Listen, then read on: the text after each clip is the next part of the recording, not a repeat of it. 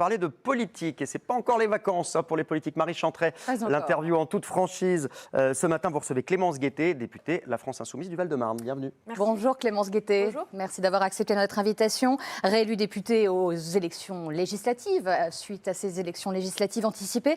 Vous avez passé un bon week-end ? J'ai pas réellement eu de week-end. Enfin, on voit plus beaucoup la différence les jours après les autres, puisqu'on est très occupé en ce moment. Vous le savez, on est arrivé en tête des élections législatives et pour l'instant, le président n'en prend pas acte. La concorde nationale, ce n'était pas vraiment la thématique dans votre parti, parce que effectivement, faute de consensus, Huguette Bello, eh bien, l'hypothèse s'est envolée. C'est la faute des socialistes, selon vous, uniquement ? Bon, d'abord, je veux redire mon amitié, mon estime pour Madame Bello.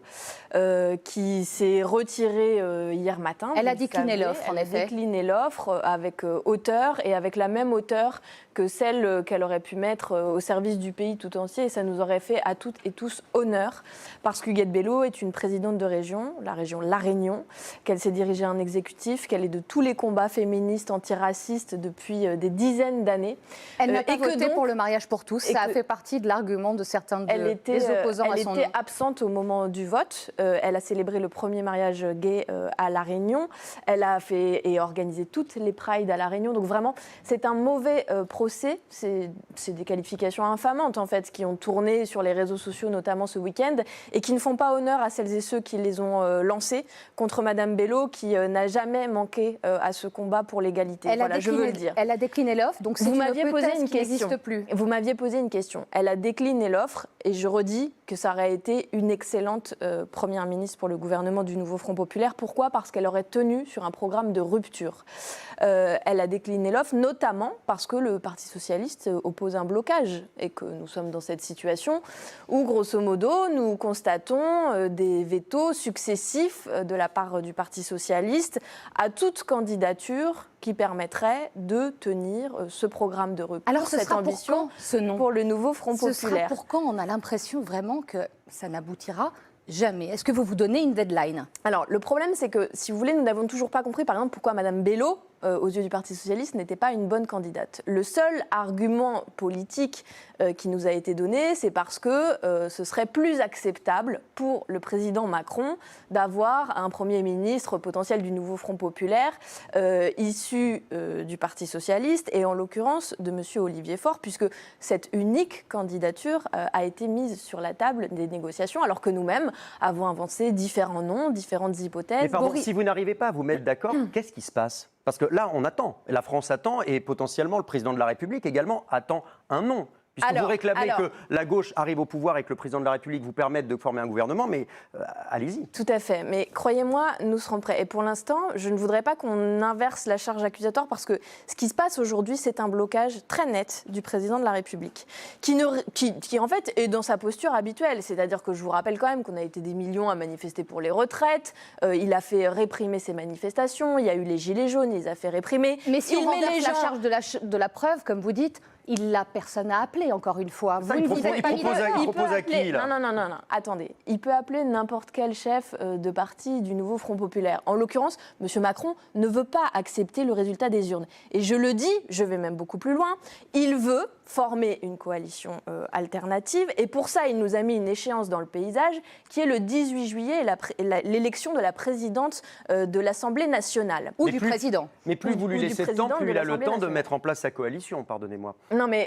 il n'a pour l'instant aucune intention de nommer un gouvernement du nouveau Front populaire. Et c'est pour ça que je le dis, nous avons aussi besoin de pression populaire. Et les organisations syndicales ont organisé un rendez-vous ce 18 juillet aux alentours de l'Assemblée nationale pour que les gens se mobilisent et manifestent. Je veux remercier celles et ceux qui sont allés à Nation hier et qui par centaines se sont réunis pour dire justement, le nouveau Front populaire doit pouvoir gouverner sur son programme de rupture pour changer la vie des gens. Et je donne rendez-vous aux gens le jeudi 18 juillet pour une nouvelle manifestation. Alors justement, vous parliez de cette manifestation hier, il y a des mots de Louis Boyard qui interrogent quand même, qui dit « Nous construirons une mobilisation populaire et des mouvements sociaux qui pourront surgir pendant les JO.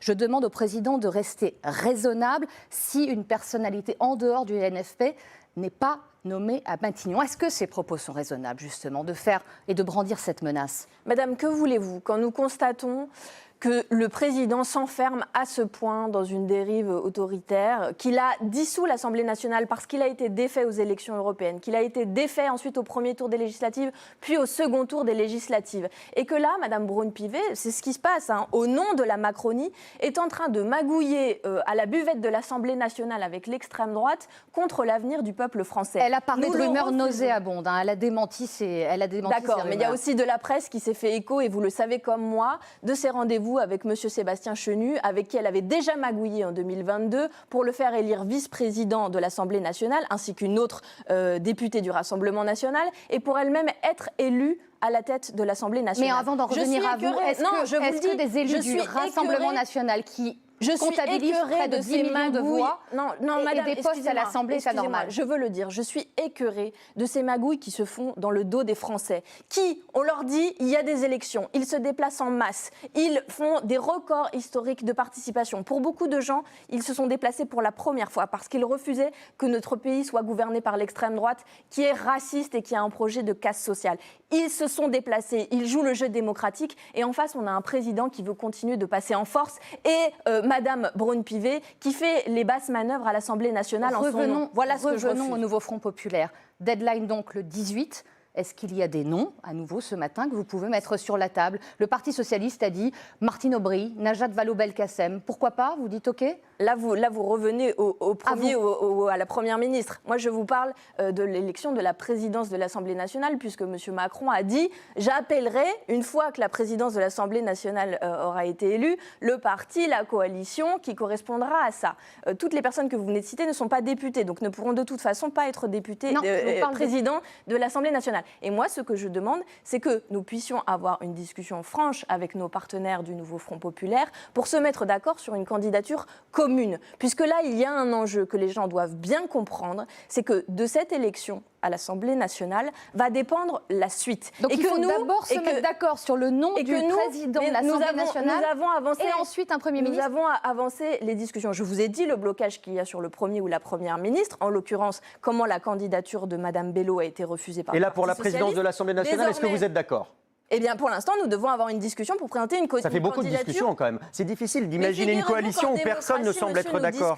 Nous discutons, voilà. Oui, mais à un moment donné, il faut avoir une réponse. Ben bien sûr, mais nous l'aurons, la réponse. Ne vous inquiétez pas. Mais je veux dire aux gens, parce que je trouve que nous vivons un mois de juillet où le président essaye de faire oublier ce qui se passe centralement. Ce qui se passe centralement, c'est que nous sommes arrivés en tête de ces élections et que nous voulons changer la vie des gens. Et qu'à partir du moment où un gouvernement du nouveau Front populaire aura été nommé, nous pouvons augmenter le SMIC, bloquer les prix de l'électricité, abroger la réforme des retraites. C'est la seule chose qui m'intéresse dans la période. C'est ça l'enjeu. On peut changer la vie des gens de ce pays qui n'en peuvent plus. Le message est passé. Merci infiniment, Clémence Guettet, d'avoir été avec nous ce matin.